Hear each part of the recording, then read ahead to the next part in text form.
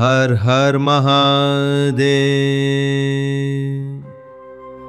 मेरे प्यारे साथियों, आज हम एक ऐसी यात्रा पर निकल रहे हैं जो हमें अपने भीतर के अनंत से मिलाएगी। इस खोज में मैं आपका साथी हूं, जहां हम समझेंगे कैसे 1200 साल पहले कश्मीर की पर्वत श्रृंखलाओं में एक संत को कुछ ऐसे सूत्र प्राप्त हुए जो आज भी हमारी चेतना को जगाने की शक्ति रखते हैं।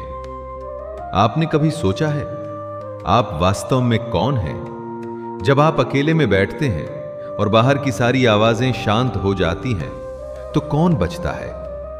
क्या आप सिर्फ अपने नाम हैं, अपनी नौकरी हैं, अपने रिश्ते हैं, या कुछ और है? कुछ ऐसा जो इन सब से कहीं गहरा है, कहीं ज्यादा विशाल है।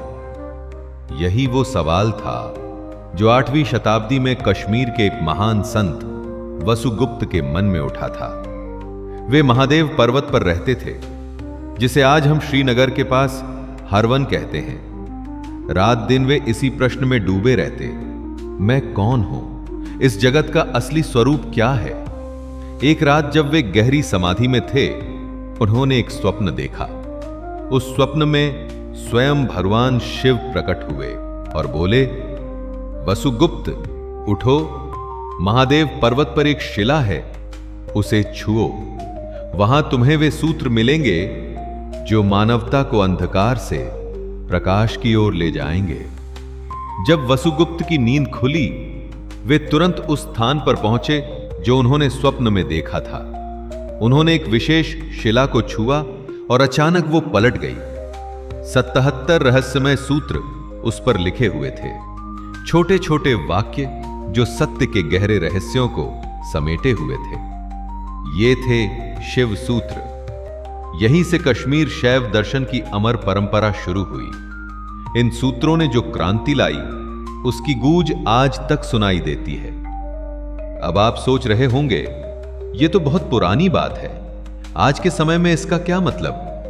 देखिए, आज भी जब आप सुबह उठकर आईने में खुद को देखते हैं, तो क्या सिर्फ शरीर दिखता है या कुछ और भी है?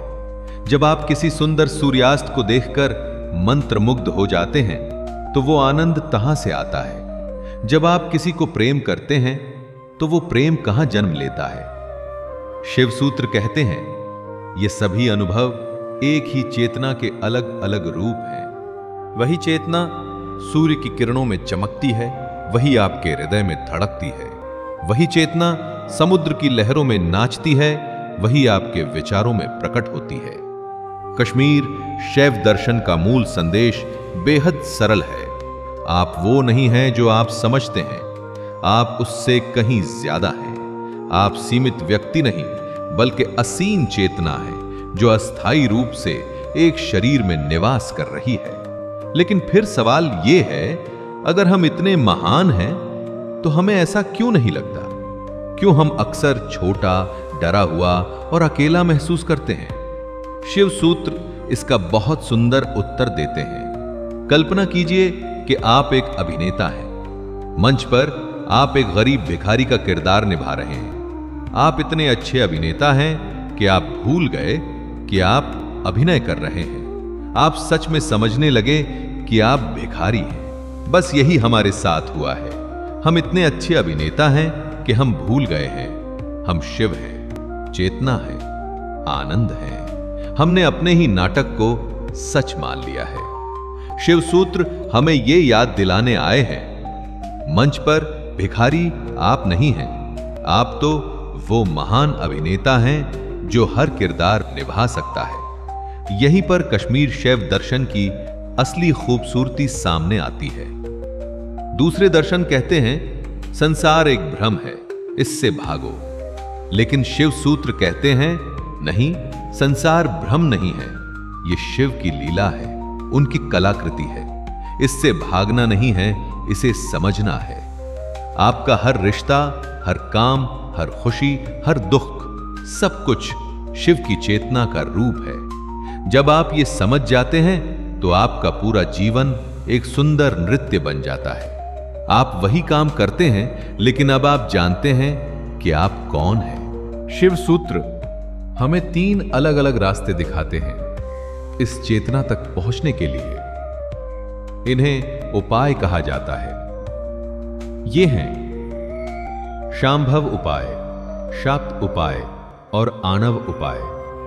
शांभव उपाय का अर्थ है अचानक से जाग जाना, जैसे कोई बहुत गहरी नींद से एकदम से उठ जाए।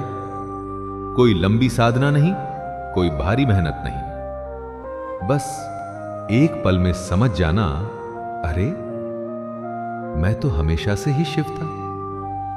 यह तब होता है जब गुरु की कृपा से या किसी गहरे अनुभव से आपकी चेतना खुल जाती है।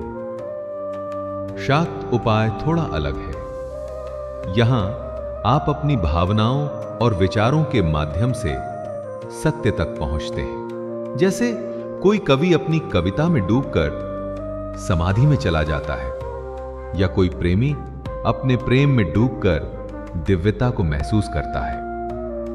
यह भक्ति, प्रेम और कला का मार्ग है। आणव उपाय सबसे धीमा लेकिन सबसे पक्का रास्ता है। यहां आप श्वास को देखते हैं, शरीर के हिस्सों पर ध्यान करते हैं, मंत्र जपते हैं। धीरे धीरे कदम दर कदम आप अपनी चेतना को विस्तार देते जाते हैं। सुंदर बात यह है कि शिव सूत्र कहते हैं कोई भी रास्ता गलत नहीं है। हर व्यक्ति अलग है, इसलिए उसका रास्ता भी अलग होगा। कुछ लोग एक झटके में जाग जाते हैं, कुछ प्रेम और भक्ति से, कुछ धैर्य और अभ्यास से।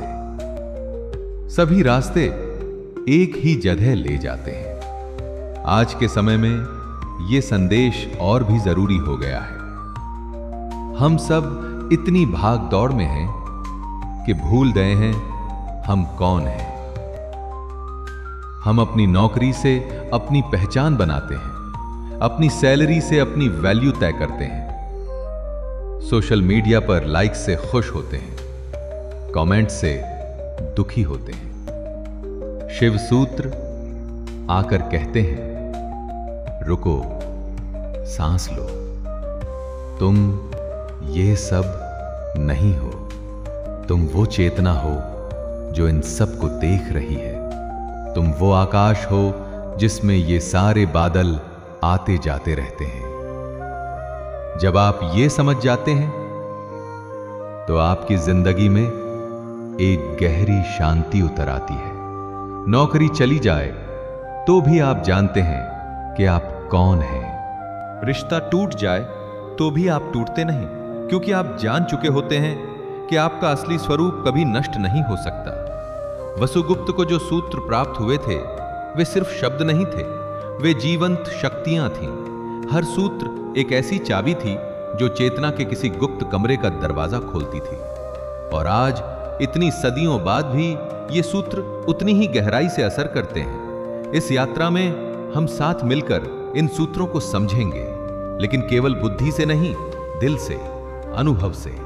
क्योंकि शिव सूत्र कोई फिलॉसफी नहीं है, ये तो जीने की कला है, आनंद से जीने की विधि है। आने वाले एपिसोड्स में हम पहले सूत्र से शुरुआत करेंगे, चैतन्य महात्मा। यह सूत्र कहता है चेतना ही आपका असली स्वरूप है। हम देखेंगे कि यह सिर्फ एक विचार नहीं है, बल्कि एक जीवंत सच्चाई है जिसे आप अभी इसी पल अनुभव कर सकते हैं। तो आइए इस अद्भुत यात्रा की शुरुआत करें। वसुगुप्त की तरह हम भी अपने भीतर छुपे खजाने को खोजेंगे। हम भी शिव के उन गुप्त संदेशों को सुनेंगे जो हर पल हमारे दिल में गूंजते हैं। याद रखिए, ये यात्रा सिर्फ जानकारी पाने की नहीं है, ये तो आपको आपसे मिलाने की यात्रा है। और जब आप अपने असली स्वरूप से मिल जाएंगे तो आपकी जिंदगी एक खुशी का गीत बन जाएगी, एक ऐसा नृत्य बन जाएगी जिसमें हर कदम आनंद से भरा होगा। अगले एपिसोड में हम गहराई से समझेंगे पहला शिव सूत्र और देखेंगे कि कैसे ये एक छोटा सा वाक्य आपकी पूरी जिंदगी बदल सकता है। तब तक जब भी आप अकेले हों, बस एक पल रुककर अपने आप से पूछिए, मैं कौन हूं? और फिर चुपचाप सुनिए। हो सकता है आपको भी शिव का संदेश सुनाई दे। इस पवित्र यात्रा में साथ चलने के लिए धन्यवाद। अगले एपिसोड में फिर मिलते हैं। तब तक शिव की कृपा आप सभी पर बनी रहे। हर हर महादेव।